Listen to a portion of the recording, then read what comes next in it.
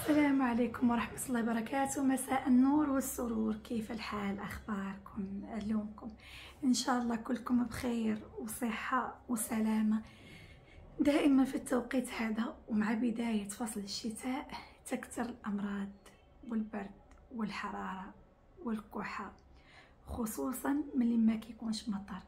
الله يرحمنا برحمته يا رب ويبعث لنا ولكم أمطار الخير والبركة يا رب يا كريم. أمس حنا الحمد لله مطرت شي نص ساعة، شاركتكم الفيديو ودعيت لكم. المهم بالنسبة اللي عندهم كحة يا بنات، وصفة بسيطة من التراث المغربي.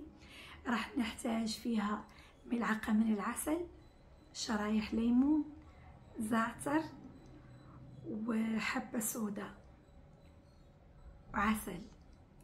نغلي كوب من الماء ونحط فيه ملعقة صغيرة من الزعتر البري ونصف ملعقة صغيرة من الحبة السوداء. نغطيه حتى يصير دافي ونحليه بعسل ونحط عليه عصرة ليمون، ويشرب واحد الصبح واحد قبل النوم. يفتح الشعب الهوائية التنفسية. اللي عنده بلغم بيطرد البلغم، بيختفي السعال. بس تكرري المشروب هذا ان شاء الله والله يشفي الجميع يا رب يا كريم، ويلطف كذلك الحلق.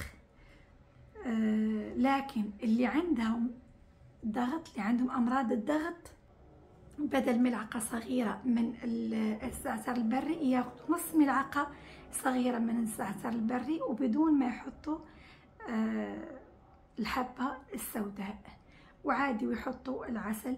والطريقة الثانية أفضل وأمن بالنسبة للناس اللي عندهم ضغط، حتى بدون الوصفة هذه ممكن أنهم ياخذوا التين المجفف. وهذه شاركت معكم مرات ومرات في قناتي.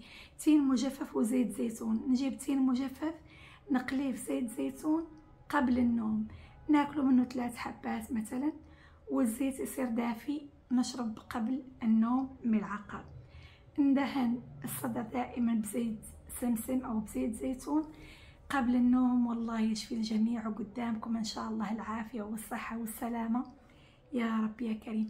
قلت اشارككم الوصفة هذه التراثية، وصفات الجدات، الله يرحمهم يا رب ويجعلهم من اهل الجنة، يرحم امواتنا وامواتكم جميعا. الله يرضى عليكم يا بنات. التفاعل مع الفيديوهات، اضغطوا اللايك وشاركوا الخلطة. الله يسعدكم، اشوفكم على خير، ليلتكم سعيدة في امان الرحمن.